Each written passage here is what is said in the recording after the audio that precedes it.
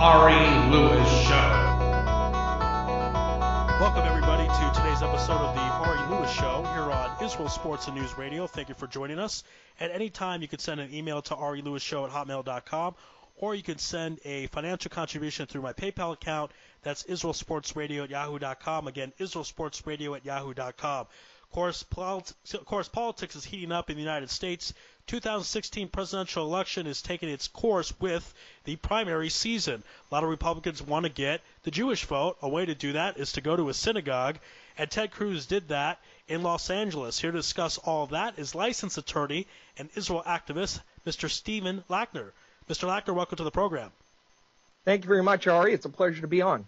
Yes, indeed. Now, the Jewish vote, or the pro-Israel vote, whatever you want to call it, it's certainly going to be a factor with the election. AIPAC is one of the more prominent lobbyist groups in the entire United States, and Ted Cruz spoke at a Los Angeles synagogue a couple of days ago.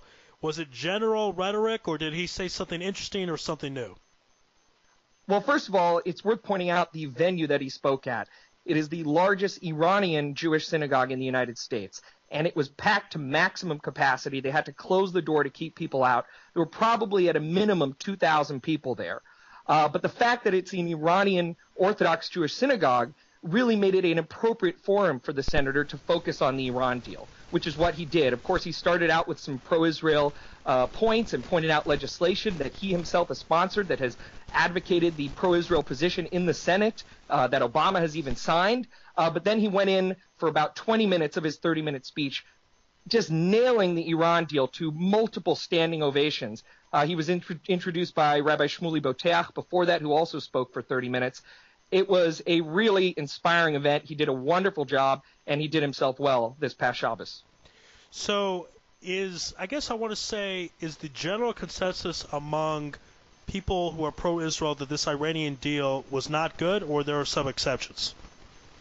I don't think there are any exceptions. I think every Jewish organization that is pro-Israel and a major Jewish organization is out against this. Here in Los Angeles, the local Jewish Federation has encouraged rabbis, Jewish organizations, to come out strongly against the Iran deal, to get Democrats to get against this Iran deal. There have been rallies in which practically every Jewish organization partook in, on the streets, holding signs, major speakers. So there's pretty much consensus, at least at the leadership level and the organizational level in Los Angeles, and I think throughout the United States. Of course, there's less than pro-Israel, for my opinion, organizations like J Street that are not taking the position of everybody else, and there are, according to some polls, some Jews that support that position. But from the activists, from the leadership, it's pretty much lock, stock, and barrel. This deal is a catastrophe and a disaster, and Ted Cruz said that this past Saturday. Well, you've seen a lot of Republicans speak out. A lot of Republicans saying if they are elected as president, they will not honor the deal. Do you think Ted Cruz would be one of them? I think absolutely. He pledged on Saturday, on Shabbos, that this would be on Shabbat, something that he would get rid of day one. He said it is the greatest threat to our national security. This past Shabbat, we read from the Ten Commandments, and that's what he said. You read from the Ten Commandments. And he said one of the Ten Commandments is, thou shalt not bear false witness. These were the senator's words. And then he went on to say that the president of the United States in Ethiopia criticized him for his rhetoric, as well as Mitt Romney, the former Republican presidential candidate, criticized him for his rhetoric in saying that the United States would become the leading financier of terrorism if they let this deal go through and let hundreds of billions of dollars influx into the Iranian regime. He said, I have a duty to stand by that commandment because I was not engaged in rhetoric. And one of his best lines was, truth is not rhetoric, he said. And he went on to explain that when you're giving hundreds of billions or releasing hundreds of billions of dollars that are currently sanctioned to the leading sponsor of terrorism, that makes you the lead sponsor of terrorism in a way. And he stood by that pretty strongly. And that was one of the points where he got a very rousing ovation from the crowd. Yeah, I think one of the things people tend to forget, they say, well, it would take Iran 10 to 15 years to make a nuclear bomb. I don't know if that's true, but anyway, even if that's the case, you're going to see more terrorism being sponsored in the next 10, 15 years, correct?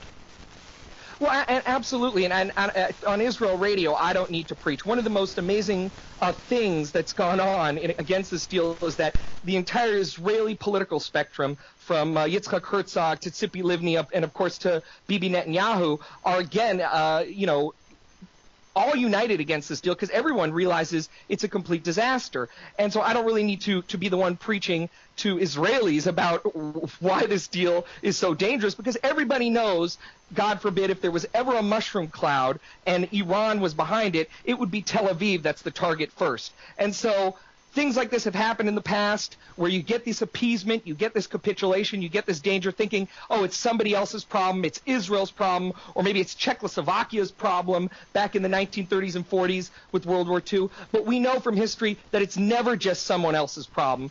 And people like Ted Cruz are standing up. Hopefully more people in the Senate, like Senator Chuck Schumer on the Democrat side, will stand up as well, because this needs to be united and very supermajority organized effort in order to really kill this deal in the U.S. Congress. Right. The U.S. Congress vote, I believe, will be in about 6 weeks. And my understanding, it will be on Rosh Hashanah. At least that's the scheduled voting time, which is pretty interesting how it worked out that way. Do you think Congress will overturn the deal? I think it's going to be very tough.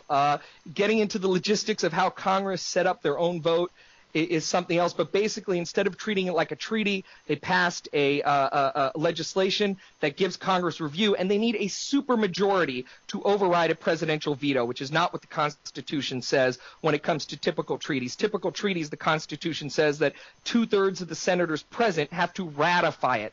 Well, they're not treating it as a treaty. They're treating it as almost a resolution that you need a supermajority, 2/3, to override the president, and that means you need, at least in the Senate, something like 13, 14 Democrats to defect from the president. In the House, you need tens of Democrats to defect as well. That's going to be difficult. I think every Republican is going to vote against this, and it's a matter of getting Democrats who have claimed to be pro-Israel, who are leaders in the Congress, like Chuck Schumer. He says he's a Shomer Yisrael. That's what he says. His name is Schumer. And he's always said that he, when it comes to Israel, he's the greatest defender of Israel in the Congress. He is one of the leaders in the United States Senate in the minority right now. And he, more than anyone, needs to come out and be willing to put the security of America, the security of Israel, above party politics and loyalty to his president. Yeah, I think but it's going to the bottom line is it's going to be very difficult. It's going to be very difficult, but you know what? Every noble fight that's worth having is always difficult. And if we lose the fight and we don't get the 2/3, well, at least we can say we didn't stand silent. We were there taking the fight to the president, to the Iranian regime. We tried our best, and we will have to cope with the consequences, which I fear, unfortunately. Yes, indeed. Again, this is the Ari Lewis Show here at Israel Sports News Radio. We're speaking with licensed attorney and Israel activist Mr. Steve Lackner. We were talking about it'll be difficult to perhaps overturn this vote. One of the things that's going to make it more difficult is a recent video put out by actors and actresses. Of course, that's where you should go to for decisions about global war and matters. But I don't know if you've seen it. Jack Black, Natasha Lyonne, 2 Jews, and of course Morgan Freeman. The American public is being influenced by that. What's the American public's thoughts in general about this Iranian deal? The most recent poll that I've seen shows a 2-to-1 margin against the deal. And the fact is, from the polls that I've seen as well, as more time passes, more people are coming out against this deal in terms of the general consensus of the American people. And that's because the more you hear about it and the more you read about it and the more it gets publicized, the more dangerous, the more capitulation it becomes, the level of the surrender becomes evident. So among the American people, I think there is consensus that this is a bad deal. This is not the way to go. You either go with the better deal, or you do what you listen to your military advisors and you do whatever they say needs to be done. Which there are other options. They've testified before Congress. General Martin Dempsey, the head of the Joint Chiefs of Staff, short of war. So there's a lot of miscommunication. And listen, you mentioned a Hollywood video. I watched it. It was the most vapid video I had ever seen. And you don't look to these people for intelligent commentary on politics, in my opinion. Jack Black and Morgan Freeman. Either he's a funny guy and the other one's a great actor, no doubt about it. But when it comes to the danger posed by Iran, these are not the people to be getting advice from. And one of the lines, I believe, in the video was that they love their children, the Iranians, like we love our children. Well, if you listen to the rhetoric of radical jihadists, their rhetoric is the exact opposite. They say we love death like the enemy loves life. That's what the Hamas and the Hezbollah that they sponsor say, and the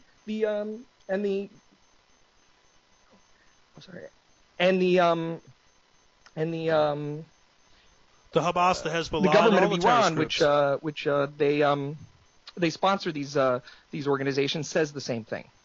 Yeah, and the weird thing about the video is that they say we need to make this deal or Iran will go to war with us, so try to kill us, all kind of stuff. Doesn't that tell you right there that they're not the most stable of regimes?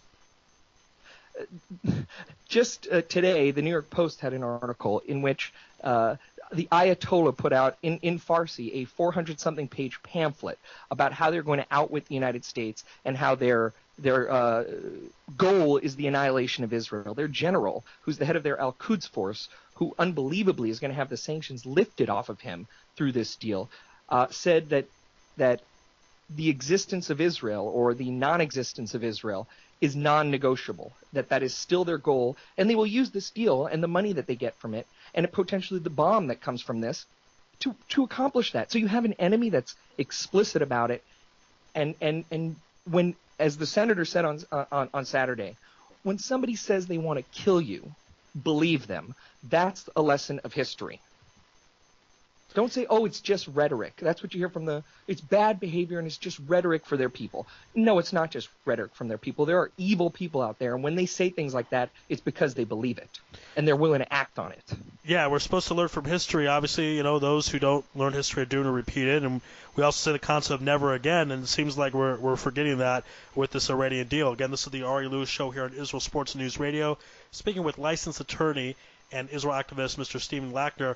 Now, with this speech that Mr. Cruz gave in the synagogue, he said at the end of the speech, next year in Jerusalem, which is something, for those who don't know, we say that at the end of Yom Kippur, davening, and we say it on Pesach, we say a lot of important times. So these Jewish customs and traditions we have, non-Jewish politicians know about them as well, it seems like. Well, one of the things, I don't work for the Ted Cruz campaign. I've just been impressed with him from before he was even a senator. I knew about him from various things I'd seen him in on YouTube and other things. But one of the things that I learned from attending this event is that he has an Orthodox Jewish staffer of some sort on his staff. So I wouldn't be surprised if getting the lingo right when it comes to next year in Jerusalem, or the fact that he released a Tisha B'Av message on his campaign website that said, "May the temple be rebuilt speedily in our day," and it was using the exact right words, is probably the influence of the Orthodox Jewish staffer that works for him. Okay, well there you go. Well, that's the Orthodox Jewish staffer is doing some good things. We know Obama had a couple, and that was a bit ironic. So basically, your opinion or your preference would be Ted Cruz wins the nomination, or maybe he's on the ticket as vice president, or you like Donald Trump, you like Jeb Bush. Who are some of the people you personally like, and some of the people that, if they don't win, they should still be involved on the ticket or some high position in the Republican Party? Well, listen, one thing is for sure, you can't have somebody like Hillary Clinton who has come out and said they support this deal. You can't have somebody like that become the next president of the United States. One of the things that is appealing about Ted Cruz is he's very eloquent. He is very good at communicating, very educated, and he says what he thinks. He's not one of these fakers. Now, he's not Donald Trump also. Donald Trump says what he thinks as well, and that's what people love about him. He doesn't care what you think about what he says. He's going to say it. I think that's refreshing in a way. Donald Trump is getting his attention because he has name recognition, and he's saying whatever comes to his mind. I think Ted Cruz would be a great nominee because we've tried Romney, we've tried McCain, we've tried people like this. Why not put up a principled conservative who's standing up in synagogues, for that matter, visiting them like they're mega churches in a way, and saying the right things? He'd make a great attorney general, to be honest, because of his legal background as well, if he would want that job. Who am I not impressed with in the Republican side? I did not like Jeb Bush coming out and saying that if this deal was implemented, he'd have to see what had happened in the interim before scrapping it. We don't need to see. We know what this deal does, and it needs to be opposed by the Republican candidate from day one, from right now. What about Bernie Sanders? That's the only Jewish candidate, at least in the mainstream. He does not seem to have your typical politics, if you will. A lot of people call him a socialist. I don't know if he's such a big supporter of Israel, but he is in the running. And a lot of times dark horse candidates win the Democratic nomination. So what are your thoughts about Mr. Sanders? Well, not a lot of people call him a socialist. He calls himself a socialist. So that's not well he is a he's a self-declared socialist. Listen, I think he in a way is also refreshing as well, because he is the Democrat version of saying what they actually think, saying I'm a socialist, saying what comes to his mind. And yeah, he's an old 70-something-year-old Jewish man who maybe doesn't stand a chance against Hillary Clinton, but at least you're getting the real deal. And with the Clintons, not so much. It's too calculated. It's too poll-driven. There's a lot of shenanigans with the missing emails and a whole history of corruption that I think Bernie Sanders has that appeal for now. Can he defeat Hillary Clinton? I doubt it. But you know what? Nobody said that Barack Obama would be the nominee, or John McCain back in 2008. Everybody was saying at this time, at that election, that it was going to be Rudy versus Hillary. So, you got to remember that it's really early, and we'll see how it plays out. Great point. That's true. I think people forget about that. 2007 time, they'd say we're going to see Rudy, Hillary. It's just a matter of time, and that's not what happened, obviously, at all. So we're in definitely interesting times. Last question I have for you. I guess how happy are you that we had a very significant member of the political landscape, speaking of synagogue, a big synagogue in L.A., thousands of people, standing room only. They had to close the doors for people who came in late. Do you think we'll see more of this in the future, or is this an isolated event? I will say it's unprecedented from what I know for Los Angeles. But I hope it does. I hope it opens the doors to candidates being willing to come and pledge their support for Israel, show how much they oppose this Iran deal. As the Nessa Synagogue said, Nessa Israel in Hebrew, but Nessa is how they spell it, said, they're a nonprofit, so their doors are open. They're legally obligated to be open once they have one presidential candidate to have another. Will others come? I don't know, because it could be that Ted Cruz has a connection to, Rabbi Shmuley Boteach, has this Orthodox staffer, and things like this may have worked it out better. But absolutely, I don't see why, they visit the mega churches. This is well known, especially Republican candidates. Why can't they visit the synagogues? Especially in Beverly Hills, there's potential donors, and there is strong sentiment in the Republican Party that is pro-Israel. And the polls show this, especially an Iranian Jewish synagogue, perfect venue to voice your opinion against the deal or the capitulation and surrender to Iran. So do I predict Scott Walker and Jeb Bush and everybody else coming anytime soon? Let's be honest, no. But I think it's a great precedent to set. It definitely is. And hopefully it will inspire more candidates to come to synagogues to be concerned with Jewish causes, Israel causes. And, this Iranian deal, it's not just a Jewish or Israel cause for everyone listening. They could strike Israel if they wanted to. They're working on striking America. So everyone out there in the United States listening, contact your congressperson. It's going to be a long shot, but let's try to overthrow this deal, overdo this deal, get this done. We don't want this deal. And it's not difficult. The Simon Wiesenthal Center or AIPAC or all these organizations, they have petitions on their websites. You go on, it takes 3 seconds to put in your email and where you're from, and it automatically sends a letter to your congressman. General Martin Dempsey testified last week on this deal. He was on a panel sitting next to John Kerry, for that matter, at the same table. The top people in the cabinet came over, and he was asked by a member of Congress, was it your military advice not to lift the arms embargo and not to lift the ballistic missile embargo? And he said, that was my military advice. In other words, he said John Kerry and President Obama went against his advice. The arms embargo against Iran is supposed to be lifted in 5 years, the ballistic missile embargo in 8 years. The top general in the United States, he tells you military advice, his words, don't put that in this deal, and yet John Kerry in an interview 1 or 2 weeks ago says it was thrown in at the end as add-ons. It's beyond comprehension to see that and to realize the nature of the threat to the American people. Iran, has been pointed out, has killed hundreds of American soldiers in Iraq. Hundreds. With technology that was provided to militias in Iraq IED and other devices that was able to penetrate Humvees, and they have the blood of Americans on their hands, not just Israelis, not just Jews around the world. They have the blood of Americans on their hands. And when you're negotiating, and there's 4 Americans in prison right now in Iran on false trumped-up charges, a journalist, a pastor. When you have Americans hostage, when you're negotiating with somebody who has the blood of Americans on their hands, you got to take it seriously. You don't get fleeced. You don't sell them the whole farm.